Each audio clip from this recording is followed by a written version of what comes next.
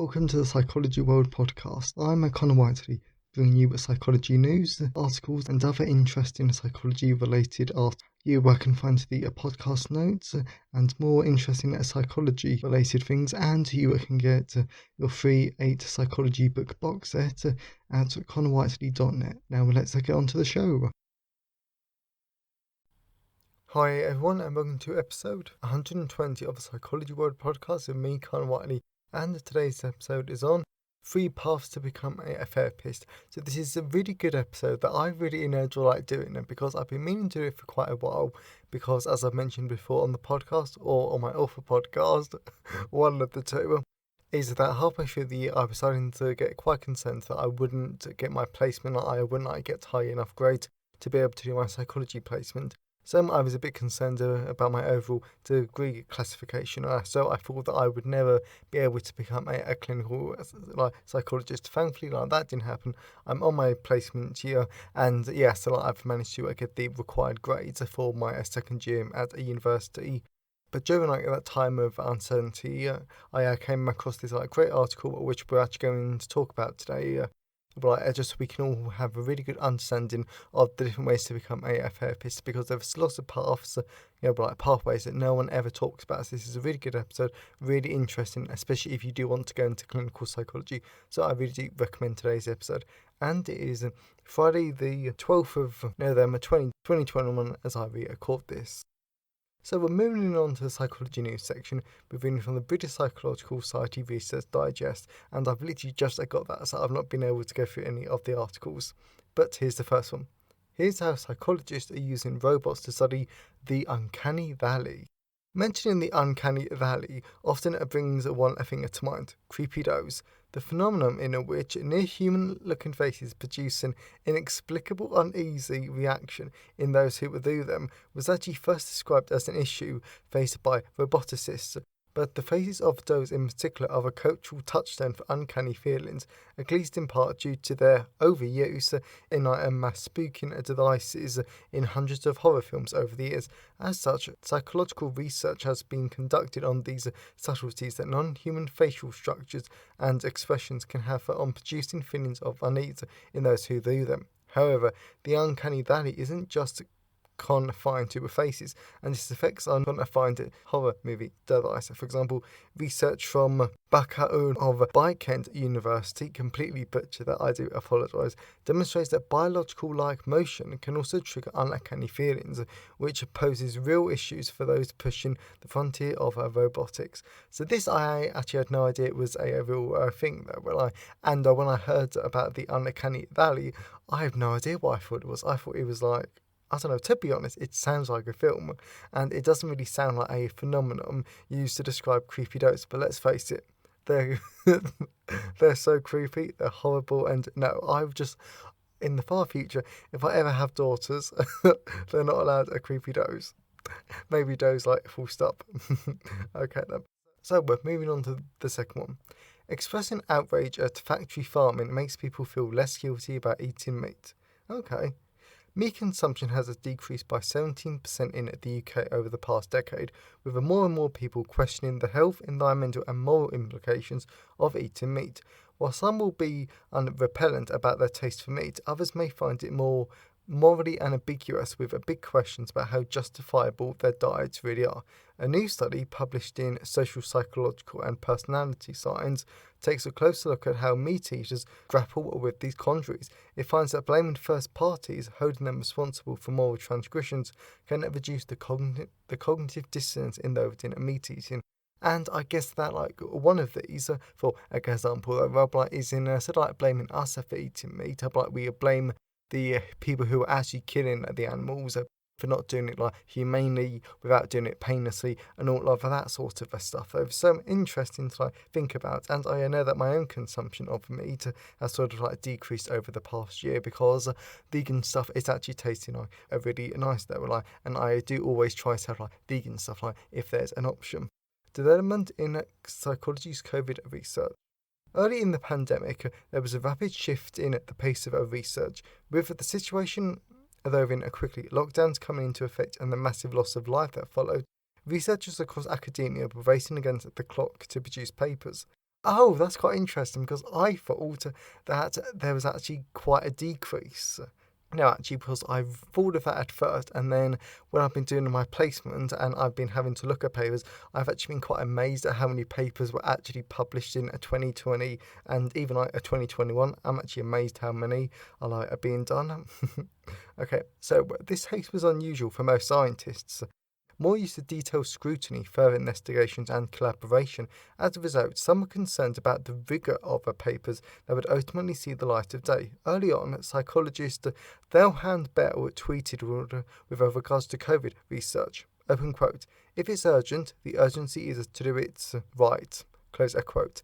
Now, we're almost 2 years into the pandemic, we can begin to assess how robust our efforts were and see whether developments are leading us. So I'm not going to click on the article because I want to talk about this from a wider point of view. And the point is that, let's face it, the COVID-19 pandemic has been a psychological goldmine. It's been amazing. And I can actually remember one of the first things I spoke about during the early of the pandemic is how interesting papers are going to be out of this though, because we need to do the research quickly, because of course the pandemic could end at any moment, but because the pandemic has been prolonged due to various factors. So we need to get it done quickly, but we also need to make sure that our findings are still rigorous, still valid, and they're still just as good from a scientific standpoint as they normally are. So very, very interesting. And the thing to bear in mind here is that whenever you do research, so no matter how urgent it seems and how important it is, though, as this psychology said, we've got to make sure that we do it right, because it's all well and good us doing some research, rushing it, finding out this amazing thing, only for it to be questioned after the pandemic and even in 5 or 10 years' time, that it actually wasn't that good after all, and the people can poke tons of holes in it because it was rushed. So it's just something, yes, it's just something to think about. Research must be done properly, always. So I hope you enjoy the psychology news session. So let's move on to the personal update. So we're moving on to the personal update. So this week I've been continuing with my psychology placement, and we're now stepping away from the review on mHealth, and we're starting to look at a social media scale though. So I'm not going to go into too much depth about it, but it's been a very interesting week because I've had to review the literature, write an introduction for a paper that I'm not quite sure on because I don't quite feel like I've been told everything. Everything though, yes, I've sent a rough draft out, and yes, and also a few questions though. But I've actually been creating the scale in quadrics, and I had actually forgotten how difficult quadrics was to actually use them because I completely forgot some of the basics. Granted, I've only ever used it once, and that was 6 months ago, but for a project for university. So very interesting, and it's actually quite nice to move on to another part of the placement. Obviously, actually focused on the more practical stuff though, because we're going to create a social media skill, then we're going to test it. So very interesting, and I don't know, actually, we might even be able to do an episode on it for the podcast about, because how do you actually create a scale? Because no one really ever talks about it in a practical sense. Sometimes we learn about it in the theoretical side and how you're theoretically meant to do it, but it's actually quite interesting to hear about how you really do it. But as is the case of most of the psychology things. So I might actually do that. Yeah, I think I'll put a pin in that idea. And if you're interested, then please let me know. So as always, it's always nice to hear your thoughts and feelings on today's episode. So you can also email me, connorwhiteley@connorwhiteley.net. You can always leave a comment on the show notes at connorwhiteley.net/podcast, and you can always tweet me on Twitter at sci-fi-whiteley. I always love to hear from you because it really helps the podcast to feel more like a conversation.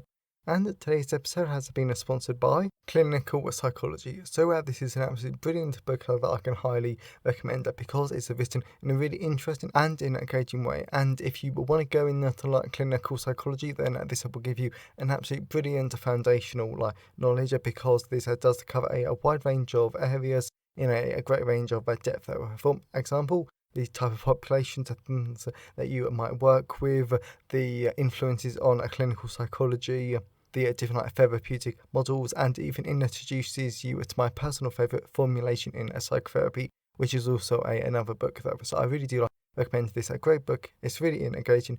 It really goes into great depth and actually builds upon today's episode, because towards the end of the book you will also get to look at what are the different job roles within clinical psychology. So I really do recommend it. So that is clinical psychology, available from all major ebook retailers and audiobook retailers, and you can get the paperback, hardback and large print versions from Amazon at your local bookstore and local library if you request it.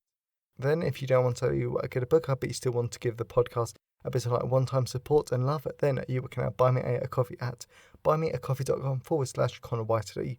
And both of these purchases are really helps keep the podcast going, and it helps to cover my time in producing, editing and distributing the podcast. So now that that's done, let's move on to the content part of today's episode. So we're moving on to the content part of today's episode. So we're going to be talking about paths to becoming a therapist, and usually in these sort of introduction parts of the content part of today's episode, I tend to just wing it and I just tend to talk. But today I really want to read from the blog post that I wrote up, simply because I just think that it's actually such a good introduction on its own. So let's dive into today's content part. Whenever people ask me who's the main focus of this podcast, I always say psychology students and psychology professionals, because there are just so many different types of psychology students and professionals, from clinical to cognitive to social psychology. There are so many different areas of students and professionals to work in. And today's episode really proves my point perfectly, because lots of students don't know whether there are so many amazing paths to become a therapist and work in mental health. And this I just think is absolutely brilliant. I really did enjoy today's episode. Misconceptions about paths to become a therapist. So whenever people think that they want to become a psychologist, they always think that a psychologist is, to my utter horror, and if you read my criminal profiling book, you will know my utter horror of profiling, and I'm not even going to dignify that false with a response, or they think a psychologist is only a therapist, which this I do completely understand, because clinical psychologists and everything, and basically the entire therapy arm of psychology, that is basically the public facing side of psychology, in my opinion. But that's what's amazing about psychology, is that a psychologist, is that you can be a psychologist in all areas of psychology. So that's one misconception. And the focus of today's episode is on the mental health field, because regardless of what other people think, mental health is almost exclusively in a clinical psychology's realm, as well as the amazing thing about it is that due to the pandemic and the growing acceptance of mental health, this field is rapidly growing. So if people want to get into the mental health field, they're probably going to be very well set up for the future. But another misconception is that everyone, including myself, thinks that there's only one way to become a therapist, and that's to become a clinical psychologist. There are other ways that we'll look at today. Paths to become a therapist. So there are a lot more ways to actually become a therapist than we'll look at in today's episode. And I should note that these paths are very American focused, but I have seen some of the equivalents in other countries. For example, the UK does have a mental health counsellor, but I've never heard of a clinical social worker, which I think, given that my old best friend was in the foster system and I like to talk to him about it. Yet I do remember that there was a rough equivalent of this role in the UK, so I'm not sure if there is a UK version of a clinical social worker, but you would never know. And to be honest, I would really recommend that you listen to today's episode, and if there's a future role that sounds interesting to you, then research the equivalent in your own country. Mental health counsellor. So this requires a master's degree, but this is offered at a lot of universities, with the degree taking about 2 to 3 years to complete. Typically, this degree leads to a person becoming a licensed mental health counsellor, leading to plenty of possible job opportunities, because you can work with a lot of private and public organisations. Schools and universities are options that spring to mind. Clinical social worker. So this is very similar to becoming a mental health counsellor, because this role requires a master's degree that is offered at a lot of US universities as a part of a social worker program, and it takes around 2 to 3 years to complete, leading to a license, and the job market tends to be quite strong there, with licensed clinical social workers normally having a background in sociology or psychology, and they work in a range of public and private settings. Clinical psychologists. Now, of course, I could not talk about therapists and not talk about clinical psychologists. So this requires a PhD, which tends to take at least 3 to 4 years to complete, at least in the UK. And this degree is made up of you doing a very research-heavy dissertation, as well as working in the 4 clinical populations that clinical psychologists work in. In addition, if you become a clinical psychologist, then not only do you get access to a high-paid job, but you can get a career in academia and helping people in the real world too. Conclusion. So, but despite this mainly being a awareness-based podcast episode, I really hope that you found it useful. And and of course, none of this is ever job advice, but this might be useful in the years to come. And the most important thing, or things that you need to remember, is that you need to have fun and love at what you do. So don't become a clinical psychologist if you're only doing it for the money and you hate what a clinical psychologist does, as well as do what you want to do with your life. So I really hope that you enjoyed today's episode and that you got something out of it. If you know someone who would enjoy today's episode, then please share it with them. Well, I'm always really grateful when you wonderful people help spread the word about the podcast. And please check out Clinical Psychology. It's a great book that I highly recommend, available in all the usual places. Or if you wanted to buy me a coffee, then please check out buymeacoffee.com/Connor Whiteley. So have a great day, everyone, and I'll see you next time. Thanks for listening today. I hope you enjoyed it. If you want to see the show notes, then please go to connorwhiteley.net. And if you want a free 8-book psychology box set, then please go to connorwhiteley.net. Have a great day, and I'll see you next time.